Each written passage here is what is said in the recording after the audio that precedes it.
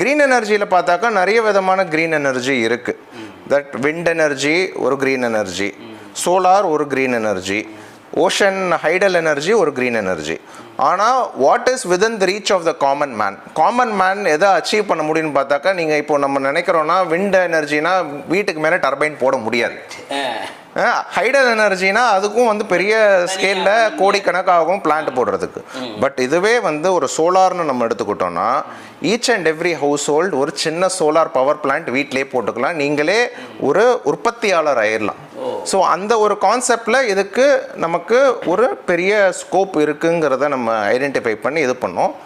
Fortunately கவர்மெண்ட்டும் அதை identify பண்ணி நம்ம ஆரம்பித்த அடுத்த வருஷத்தில் வந்து இந்த சப்சிடி கொண்டு வந்து அடாப்ஷன் வந்து நல்லா இன்னும் இன்க்ரீஸ் ஆச்சு மார்க்கெட்டில். ஸோ இதுதான் வந்து நம்மளோட ஒரு சுருக்கமாக சொல்லணுன்னா எப்படி ஐடியா வந்ததுன்னு கேட்டிங்களே.